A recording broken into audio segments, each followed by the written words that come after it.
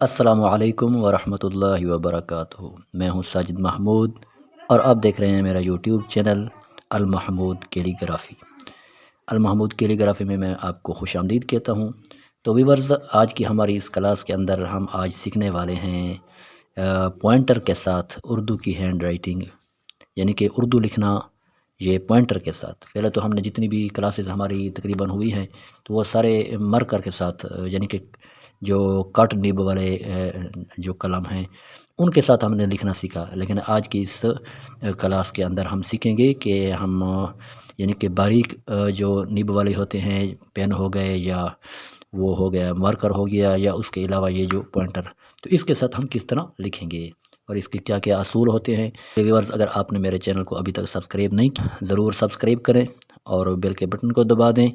اور وہ حضرات ہینڈ رائٹنگ کے، خوش خطی کے، کیلیگرافی کے شائقین حضرات، اور وہ اسٹوڈنٹس جو اپنی خراب لکھائی کی وجہ سے پریشان رہتے ہیں، تو اب بالکل پریشانی کی ضرورت نہیں ہے۔ آپ کے لیے ہم انشاءاللہ لا رہے ہیں مختلف قسم کے کلاسز، اور جس میں یہ اردو کی ہینڈ رائٹنگ ہو گئی، انگلش کی ہینڈ رائٹنگ ہو گئی، اور اس کے ساتھ ساری یہ کلاسز انشاءاللہ آپ تک یہ ویڈیو پہنچتی رہیں گی۔ تو لہٰذا مشق کی ضرورت ہے۔ آپ جتنی مشق کریں گے، اردو کی ہینڈ رائٹنگ ہو گئی یا انگلش کی، تو اس کا تعلق مشق سے ہے کہ جتنی بھی مشق ہوگی، جتنی پریکٹس ہوگی، اتنا آپ کا یہ ہاتھ چلے گا، اتنا ہی آپ کی لکھائی کے اندر مزید نکھار آئے گا اور خوبصورتی آئے گی۔ تو سب سے پہلے تو یہ ہے کہ ہم نے جتنا، یعنی کہ یہ آپ پین دیکھ رہے ہیں، یہ یا پوائنٹر دیکھ رہے ہیں، جو بھی قلم کو اگر پکڑیں گے تو تقریباً 1 انچ کا فاصلہ ہونا چاہیے آپ کے اس انگوٹھے اور انگلی کے آگے، جو نا تقریباً 1 انچ آگے قلم آگے کی طرف، پوائنٹر آگے کی طرف نکلا ہوا ہو۔ اور پھر جب لکھنا ہے تو یہ اس لکیر کا جو کنسپٹ ہے اردو کے اندر، تو بہت سارے حروف ایسے ہوتے ہیں کہ جو اس لکیر کے اوپر ہوتے ہیں، اور بہت سارے حروف اس لکیر سے تھوڑے سے نیچے ہوتے ہیں۔ تو ان میں سے ہم الف سے شروع کرتے ہیں۔ تو سب سے پہلے آپ دیکھ لیں الف، اس طرح بے، اس طرح جیم۔ ابھی آپ دیکھ رہے ہیں کہ یہ جو جیم ہے تھوڑا سا بالکل باریک سا نیچے ہے۔ اس کے ساتھ اگلا لفظ کیا ہے؟ دال۔ دال بالکل یہ لکیر پر آئے گا، را بالکل یہ لکیر پر آئے گا، اور اس طرح سین کا بھی وہی حال ہے کہ اس کا تھوڑا سا دائرہ لکیر سے نیچے آئے گا، صاد کا بھی وہی، اور عین کا، یعنی کہ دائرے والے جتنے بھی حروف ہیں وہ تھوڑا سا اس لکیر کے نیچے آئیں گے۔ اب اس عین کو دیکھیں، ٹھیک ہے، میں تھوڑا سا زوم کر کے آپ کو مزید دکھاتا ہوں۔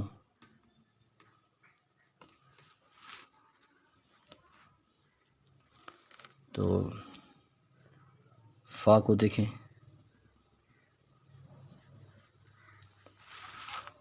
واو کو دیکھیں، را کو دیکھیں، اس طرح طوا کو دیکھیں۔ طوا کو لکھتے وقت جو ہے نا، آپ نے پہلے الف ایسے لگانی ہے، تھوڑا سا اس کو ترچھا کر دینا ہے۔ ترچھا کرنے کے بعد آپ نے یہ شکل بنا دینی ہے، طوا ہو گیا۔ اور اس طرح زوا کی بھی یہی شکل ہے۔ اور قاف جو ہے، قاف، واو اور فا، یہ میں آپ کو موٹا یہاں پر لکھ کر دکھاتا ہوں کہ یہ شکل،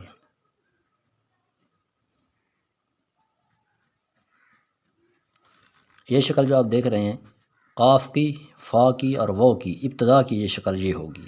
اب اگر اس کے ساتھ ہم واو لگانا چاہیں، ایڈ کرنا چاہیں، تو اب یہ واو ہو جائے گا۔ اگر اس کے ساتھ ہم فا لگانا چاہیں تو یہ فا کی بھی یہی ہو جائے گا۔ اگر اس کے ساتھ قاف لگانا چاہیں تو قاف کا بھی ابتدا یہی ہوگی۔ تو اب جو ہے نا، یہ قاف، اس کے لیے آپ جو اس کی ابتدا بنائیں گے وہ بھی ایسے ہی ہوگی۔ چھوٹی یا وہ بھی دائرے والا حرف ہے، تو اس کو بھی ہم نے معمولی سر لکیرے سے نیچے لے آنا ہے، اور بڑی یا جو ہے بالکل لکیرے کے اوپر آئے گی۔ اب یہ تو ہو گیا ایک انفرادی حروف۔ اگر ہم اس کو جملے کی شکل میں لکھیں تو ایک شعر لکھتے ہیں کہ محمد سے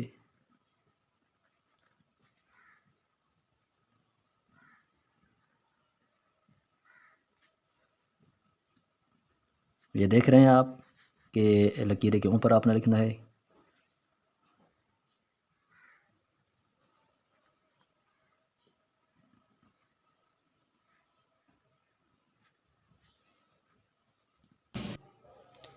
کی محمد سے وفا تو نے، تو ہم،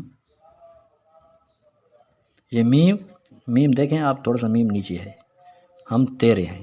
اب یہاں پر آپ نے سیکھا اور پڑھا، یہ دیکھا ہے کہ جو را ہے اور واو ہے یہ کیا ہوں گے؟ را اگر الگ شکل کے اندر ہوگا تو بالکل لکیر کے اوپر آئے گا، لیکن اگر ہم اس کو یعنی کہ کسی اور حروف کے ساتھ جوڑیں گے، جس طرح مر ہو گیا، سر ہو گیا، یا جیم کے ساتھ جوڑیں گے، جس کے ساتھ بھی جوڑیں گے، جس طرح اب آگے آ رہا ہے کہ تو ہم تیرے، اب تے یہ اور جب رے اس کو ساتھ دوسرے حروف کے ساتھ جوڑیں گے تو اس وقت یہ تھوڑا سا لکیر سے نیچے آئے گا، یہ شکل کا ہوگا۔ اب دیکھ رہے ہیں، اب یہ بھی را ہے لیکن یہ تھوڑا سا اس لکیر کے نیچے ہے، بڑی یہ اس کے اوپر آئے گی، تیرے ہیں۔ اب یہ جہاں چیز، اب زے کی بھی یہی شکل ہے، زے رے ہو گیا، جب وہ دوسرے حروف کے ساتھ جوڑ کر اس کو لکھیں گے تب وہ اس کے لکیر کے نیچے آئے گا۔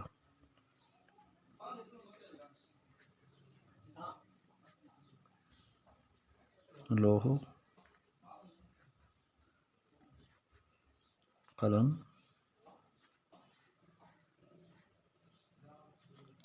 تیرے ہیں۔ تو یہ بس آپ نے اس کی مشق کرنی ہے۔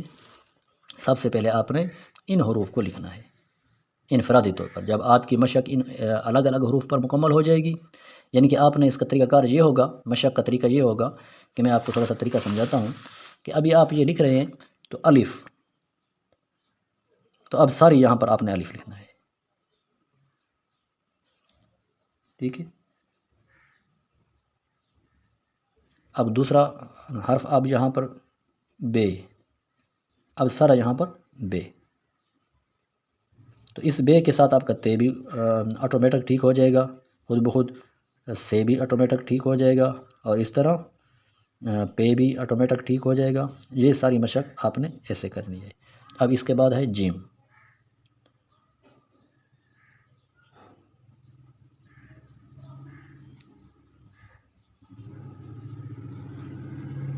یہ جیم کی مشق، اب آپ نے یہ مشق کرنی ہے۔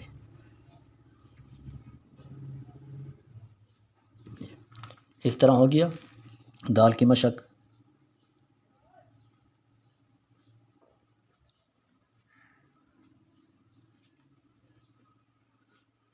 تو چند دنوں کی مشق سے اور چند دنوں کی اس محنت سے اور توجہ اور غور کرنے سے آپ کی ہینڈ رائٹنگ بہترین بن جائے گی۔